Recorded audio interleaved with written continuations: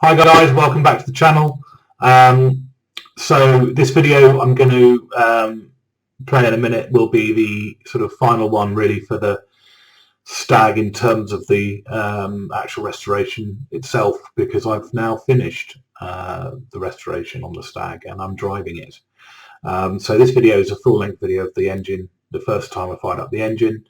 I had a couple of issues, one of which was plug leads being the wrong way around onto the cylinders, but overall it went relatively smoothly. This is the first time I've ever done a complete engine rebuild. So I've done other stuff and I've changed timing belts on the Range Rover, the Discovery, and I'm quite happy going at anything, but starting from scratch with an engine that basically I had acid dipped, and then everything was basically done from scratch in terms of skimming the heads, doing the valve seats. Obviously I didn't do that myself, but so a lot of money was spent on machining. I also was very conscious throughout the process that the Stag engine has a bit of a reputation for being quite finicky in terms of things like the water pump setup and making sure the heads and the inlet manifold is sealed properly to the heads and all this kind of stuff. So I went into that as I went through the previous videos that you'll have seen, and actually I think the end result has been great. So the car is driving beautifully. It's got loads of power, loads of torque. The engine sounds sweet as a nut. No leaks to speak of. I have got a slight, from the engine anyway, I've got a slight oil leak from the back end of the gearbox, not from the seal, but possibly from, it could be due to a block breather. I'm not sure yet, so I'm still investigating that. But the car drives really well. I had a very heavy clutch to start with, and it bit very low, so literally it was just almost off the floor, and I was concerned that I was going to have to take the gearbox out and put a new clutch in. However, having tried a few different things, I ended up switching out the clutch slave cylinder, and in fact there was a short video that I'll probably put up about that, for the one that Paddock sell, which is a slightly smaller bore but a longer throw. So it does, it gives you a bit more movement on the clutch, but also it enabled me to move the clutch rod fork out to the outer hole on the arm that goes into the clutch, into the bell housing. So basically the combination of the two gave me a lighter clutch and more throw. So the bite point is now probably about 1.5 inches, 2 inches off the floor, which is kind of where you want it. So it drives really well. Overdrive works fine. Gearbox is brilliant, other than the slight weep at the moment. Diff is fine. All of these things that I rebuilt seem to be okay. Touch wood. I've done about 300 miles. I did have the engine initially running on a rolling road. Having spoken to Maynards, who've done all the machining work for me, it made a lot of sense because you can run the engine in an environment where you can monitor it and you can see if anything's leaking. You can keep an eye on things, and also as they explained, and it makes a lot of sense, that first half an hour when you want to run the engine for a continuous 20-30 minutes to bed the cams in, because of course I had new work done on the cam caps and used the car camshafts, and there was a lot of stuff done that needed to just sort of settle in. To do that in a garage or even try and do that on the road is very difficult, because you do not want to idle a freshly rebuilt engine. It'll just glaze the bores. So you really want to get the car under straight away. You want to be under a bit of load. So they did that, and in fact I'll add a little sort of video now just after I've spoken about that. But that made a lot of sense to me. So it was worth the time and effort and a bit of money to have that done. So the first 50 miles of the car running was done on a rolling road with a controlled load, able to make sure that the engine rings were bedding into the cylinder walls where obviously they've been honed, and new rings, new pistons, and that the cams are bedded in properly, and to be able to take it out on the road and drive it. And basically at the moment I'm just driving it normally, but not going over 4,000 RPM, and I'm trying not to lug the engine up some of the steep hills and lanes that we have around us here. But at the moment, yeah, it's going really well. It's not burning any oil. It's got great compression, so everything is as it should be. It is running rich, and it will do for the moment, but then eventually I can start to lean it out a bit as the engine wears in. So without any further ado, the following video really was the first start of the engine. I had a lot of help from and sort of moral support more than anything else, I guess, from Richard at Church House Classics, who has been helping me throughout the project. I would highly recommend speaking to Richard if you've got a Triumph Stag or a classic Range Rover or a classic Rover that you're looking to either have some work done on, or if you want some help from a project management perspective. So look at Richard's channel on YouTube. There's loads of stuff on there, loads of interesting videos, and he's just a genuinely nice guy. So very helpful to have that kind of moral support throughout the process and learn a lot of tricks and tips from him. So yeah, so here we go. Here's the video.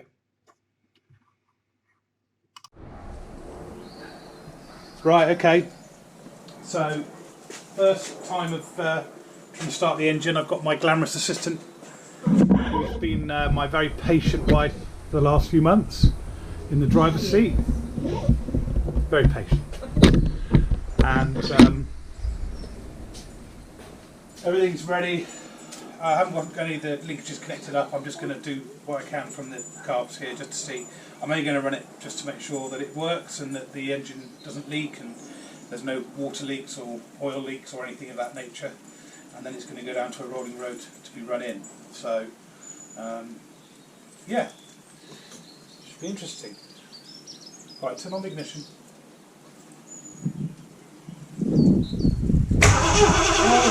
Whoa, turn on the ignition. I said not start the engine. Hang on a second. I'm just going to get Richard on the phone as well.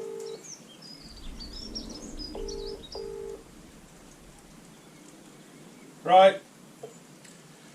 Susanna's in the driving seat.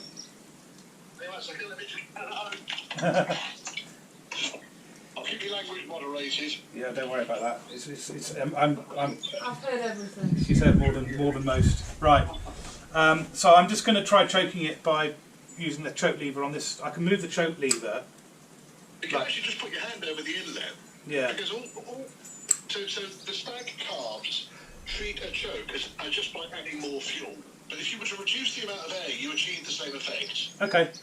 Well, I'm going to have a problem trying to put you somewhere. So, how's that? Don't fucking see that. There you go. Yay. You got a nice big spark on this, I'm guessing. Yeah, nice fat spark. All the leads are connected up. Purple. So I'm sort of confident we've got all that right. You got oil pressure? Yeah, oil pressure's good. Fuel pressure's up. So that's all working. Give it a go. Go on then, darling.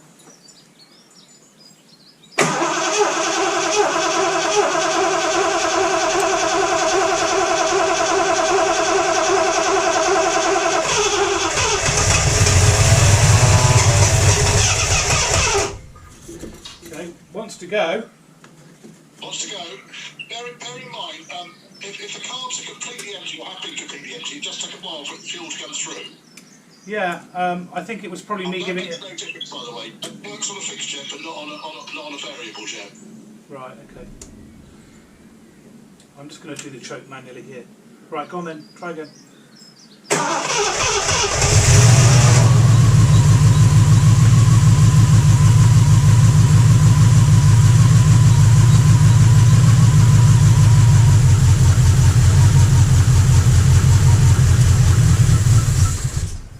Okay, go again.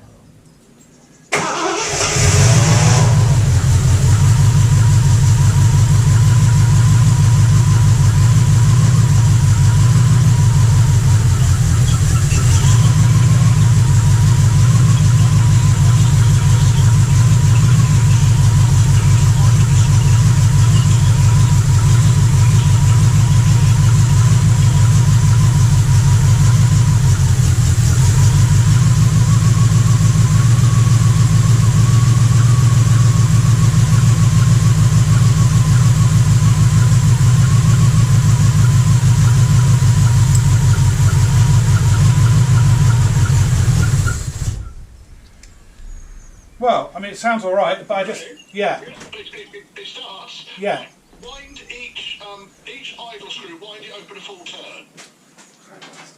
And that'll give you a slightly higher idle and keep it running, hopefully. Yeah, well, that was running almost on its own without choke then, so... Yeah. And then I think you need to get the ignition timing set right neck. And you don't want to rev it too hard on a clean engine, nor do you want to have it overfueling. So as long as you have got the jets level with the base of the piston, you're going to be fine. The meter needles, I should say. Yeah.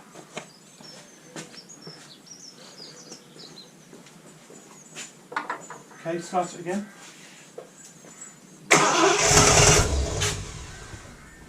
Bit more? Yeah, and again.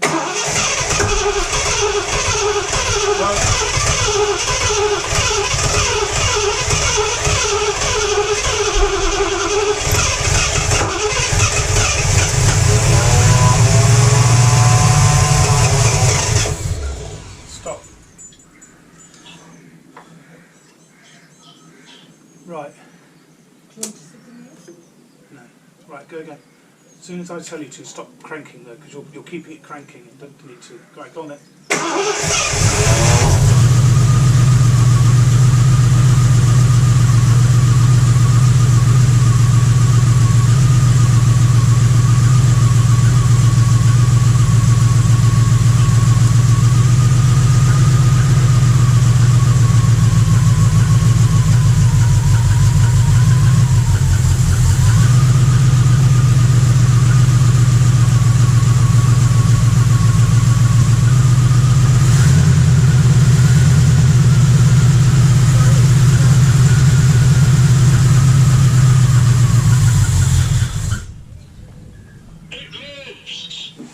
Yeah, I mean it's kind of it's misfiring a little bit. Right, okay. So, in which case, if it's misfiring a little bit, double check all your leads are pushed on properly. So what I think to do is move the boots up the line. Yeah. Push the lead into the cap and onto the plug until it clicks, and then pull the boot back down over it. Okay. Yeah. The other thing for a misfire could well be just the ignition timing. It is that far out. Okay. So I think what I'm going to try and do is just up the revs a little bit. Yeah. Keep it running for a bit longer so I can just get a gun on it. You've got it. Oh, it smells lovely. Doesn't I can smell all that exhaust paste already. I can smell it over here. Exhaust paste and oily handprints on the exhaust.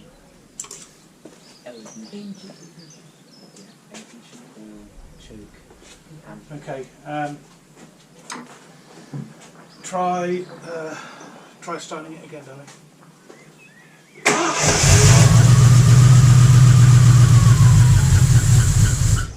Okay. I'm just wait there a sec.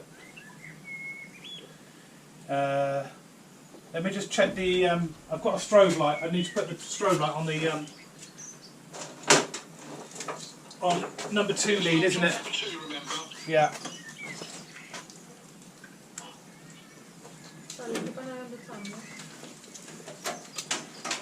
Right. Yeah, I've got to go. I'll start some other time. Yeah, of course I will.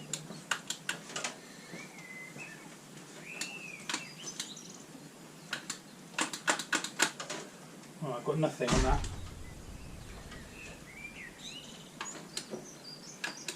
Okay, let's see. Just trying to keep it running at the moment, that's the biggest challenge.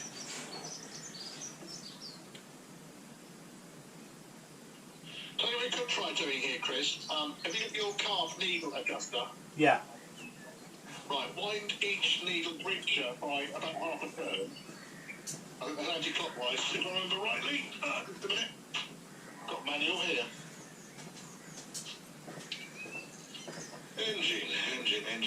Engine. Cooling. Fuel.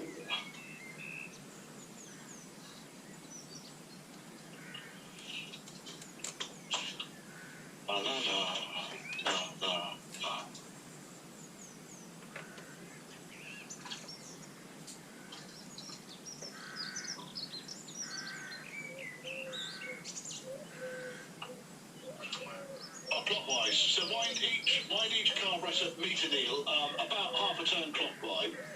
That'll just enrich the mixture enough to get it running. Just bear in mind that you've done that. Right, that's half on that one.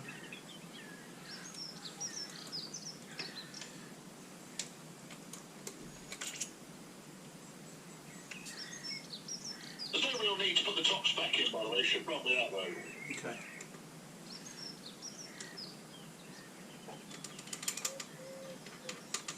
This may not make it huge there.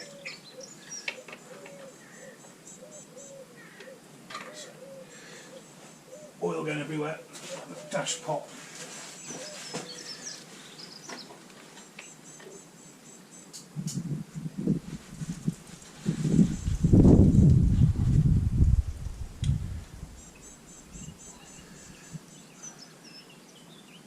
Right, she's done both half a turn, yeah? Yeah.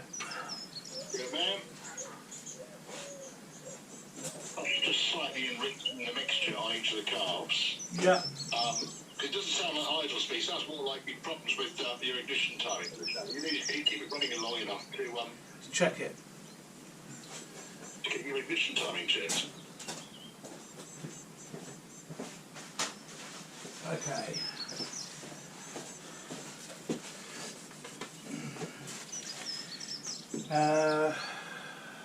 Yeah. Just make sure I'm not touching anything with wires or cables. Right, okay, darling, go on.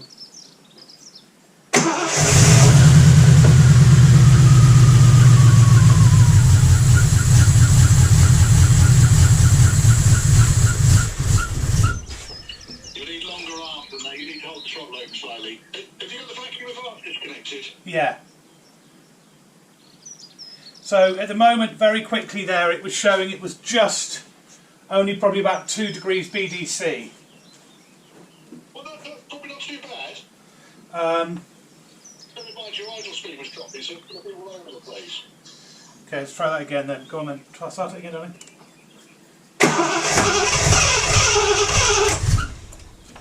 Okay, let me go the other way a bit. Go on, try again. Go on.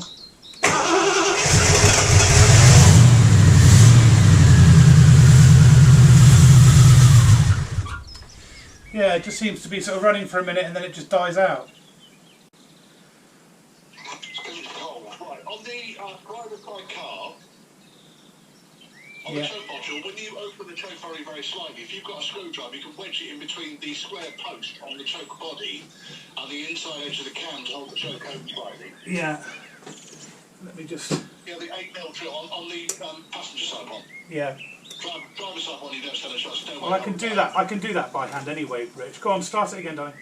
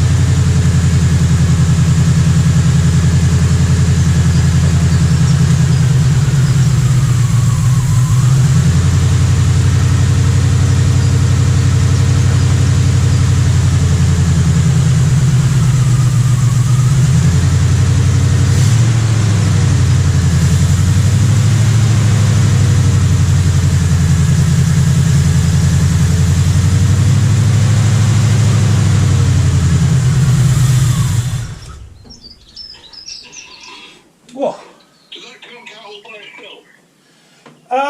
Sort of. Needed a bit of help with the choke. I think it's set at around 12, sort of set 10 to 12 BDC. That's good. Have you still got a misfire at that point? It just feels a bit lumpy. Right, so I would be inclined, make sure you got the leads on. I'm not being funny. I'm not going to teach Granny how to suck eggs. Make sure you got the leads on in the right order. Yeah, that's a very good point. Bearing in mind, the distributor runs anti-clockwise, not clockwise. Yeah.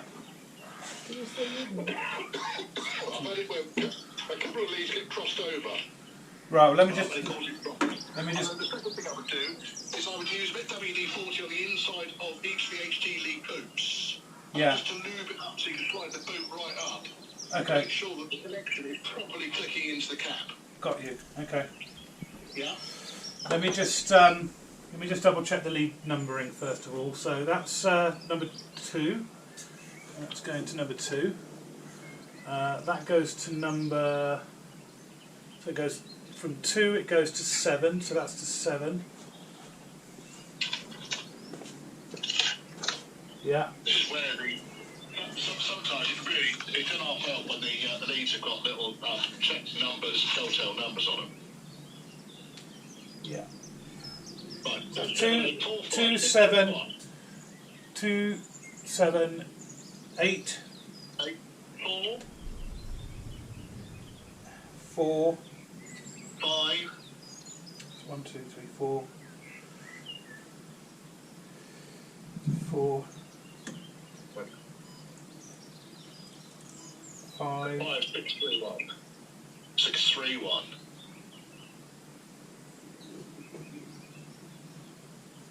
hang on a second.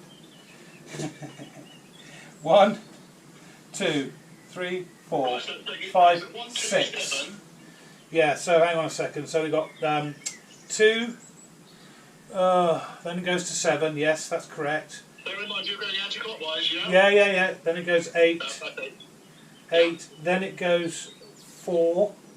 Yeah, Yeah. yeah, Then it goes 5. yeah. I think that's wrong. So 5 currently goes to 1, 2, 3, 4, 5, 6. Yeah, I've got 5 to 6. So I need to change 5 and 6 around, I think, because it goes 5, 6. Yeah, because basically after 4, anti-clockwise should be 5, and Yeah. then 6, and then 3, and then 1. So that's there. The creative being big. So 1, 2, 3, 4, 5, 6.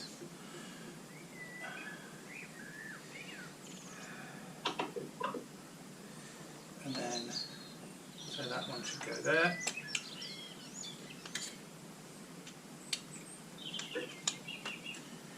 And then that means that this one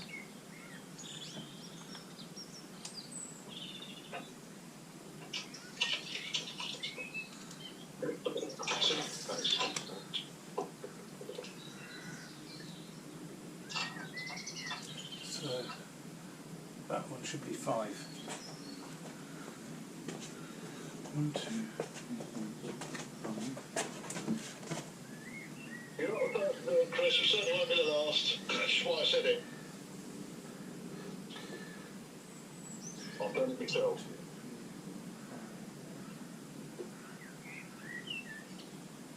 Yeah, that's it. So I might just right.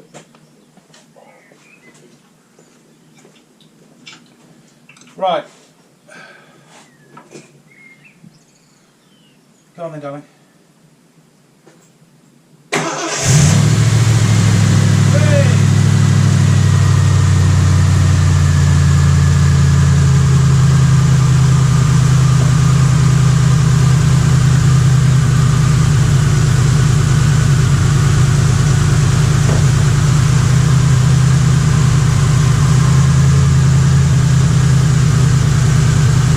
I'm not touching anything. What?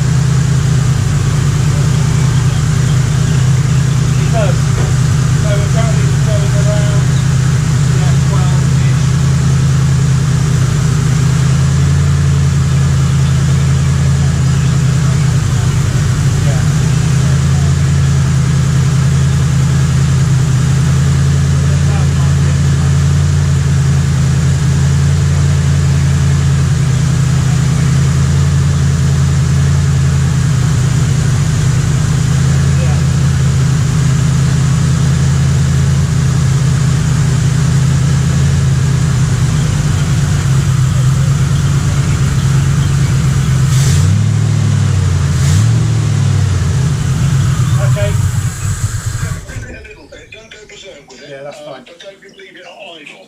No, that's fine. I'm done. That's all I needed to do. Excellent. So, That is a milestone, Chris. yeah, there you go. Go up the pub now. Well, if I don't die of carbon monoxide poisoning in the meantime. Have you not got the door open? Well, I have, but it's certainly filled up in here a bit. Am I down? That door open, yeah. Can you turn off the ignition? Yeah, brilliant. Well, there you go, guys. I'm just telling my YouTube fans, look, it's Richard from Church House Classics. It's Richard from Church House Classics who's been helping me through this project. And thank you for all your help, Richard. It's running. It's running. Yeah. It's drive, though. That's a very good question. I'm going to take it down to Maynard's on a trailer, so I don't have to run it too long, and then they're going to put it on their rolling road, and yeah. Well, no, you know it's running. Get the throttle tow cables connected up. Yeah.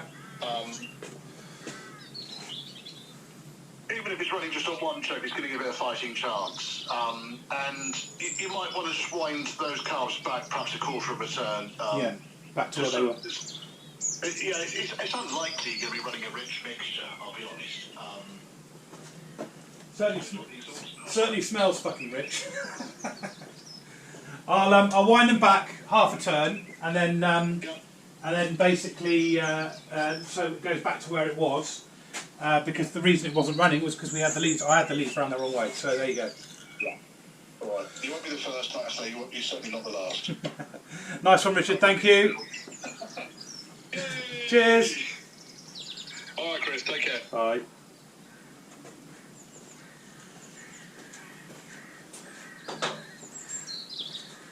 Right, there you go. Sounded lovely. So I'm really chuffed with that, and just a little bit more to do to finish that off, and it's going to go down to the rolling road, and they're going to run it in for me on the rolling road, because having spent all of the time and effort on this engine, I want to make sure it's going to last and bed in as best chance it's got. Thank you very much. See you guys.